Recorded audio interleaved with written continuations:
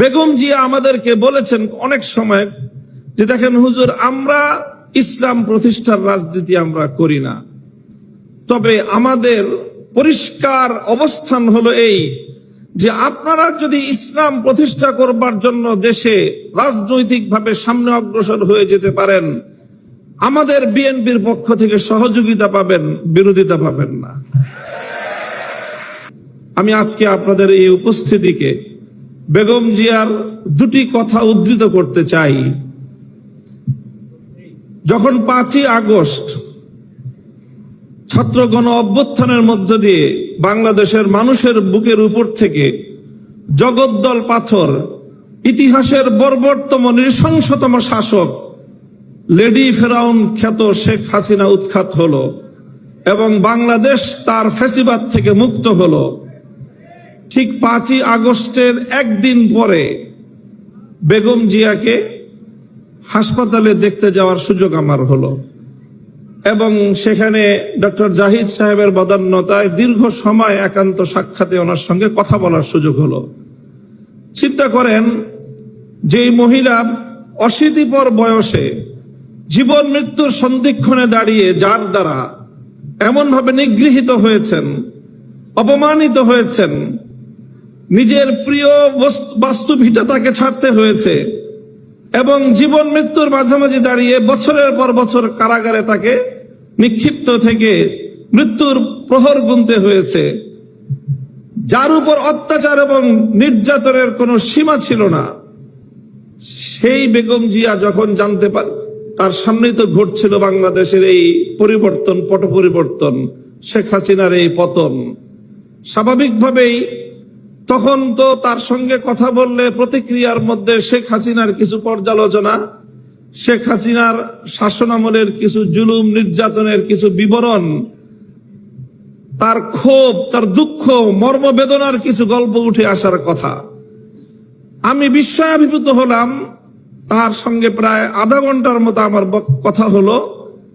তিনি আধা ঘন্টার মধ্যে একবারও শেখ হাসিনার নাম উচ্চারণ করেননি। তিনি পূর্ণ সময়টায় দুটি কথা বলেছেন। একটা হলো আমার মরহুম বাবা শাইখুল হাদিস সাহেবের সঙ্গে তার রাজনীতির কিছু স্মৃতিচারণ তিনি করলেন এবং আমাকে সেজন্য অভিনন্দন জানালেন। আর দ্বিতীয় আরেকটি কথাই তিনি বারবার বললেন। তিনি বললেন যে আপনাদের কথা মানুষ শুনে, আপনারা মানুষকে গিয়ে বলেন, দেশের জনগণকে গিয়ে বলেন, কেউ যেন দেশের সম্পদ নষ্ট না করে।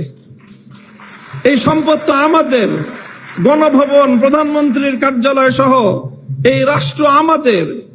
মানুষকে শুধু একটা কথা বলেন, যেন কেউ এই রাষ্ট্রের কোনো সম্পদ নষ্ট না করে। আমি অভিভূত হলাম যে এই পরিস্থিতিতে একজন মানুষ, তার কিন্তু নিজের অতীত জীবনের দুঃখ কষ্ট নিয়ে কোনো ইতিহাস তার মনে নেই, তার শুধু মনে দেশপ্রেম, মানুষের ভালোবাসা, দেশের সম্পদের ভালোবাসা, দেশটা যেন এগিয়ে যেতে পারে। আমি মনে করি যারা জাতীয়তাবাদী রাজনীতি করেন, জাতীয়তাবাদী দলের, আপনাদের সকলের আপনাদের নেত্রী থেকে এই দেশপ্রেমের শিক্ষা গ্রহণ করা উচিত এবং সেভাবেই দেশকে ভালোবেসে দেশকে গঠন করার জন্য আত্মনিয়োগ করা উচিত। এবং আমি ওনার ব্যক্তিগত জীবন এবং তার অর্থনৈতিক স্বাবলম্বিতা সম্পর্কে যে তথ্য আমরা জানি, সেটা আসলেই বিস্মিত হওয়ার মতো যে 3 বার বাংলাদেশের রাষ্ট্রপ্রধান, প্রধানমন্ত্রী থাকা পরেও তার অর্থনৈতিক যে সক্ষমতা, তার যে সাধারণ মাত্রা, সেটা বিস্মিত হওয়ার মতোই। কাজেই সেই চেতনা থেকে, সেই প্রেরণার দ্বারা আপনারা রাজনীতি করবেন, এটা জাতীয়তাবাদী ছাত্র দলের সকল নেতা কর্মীর প্রতি আমার উদাত্ত আহ্বান থাকবে। দ্বিতীয় আরেকটি কথা আমি বেগম জিয়ার উদ্ধৃতিতে আজকের এই মঞ্চে আমি উচ্চারণ করতে চাই। দেখেন, দীর্ঘ একটা সময় একসঙ্গে আমরা যুগপৎ রাজনীতি করেছি, জোটবদ্ধ রাজনীতি করেছি, আন্দোলন করেছি, সরকার গঠন করেছি। আমি একটি ঐতিহ্যবাহী রাজনৈতিক, ধর্মীয় রাজনৈতিক পরিবারের সন্তান। আমাদের রাজনীতির মুখ্য উদ্দেশ্য হলো আল্লাহর জমিনে আল্লাহর দ্বীন প্রতিষ্ঠিত করা, আল্লাহর জমিনে খেলাফত ব্যবস্থা কায়েম করা। এটাই হলো আমার রাজনীতির মূল দর্শন। তবে আপনারা যেই রাজনীতি করেন সেই রাজনীতির সাথে আমাদের রাজনীতির কিছুটা পার্থক্য আছে।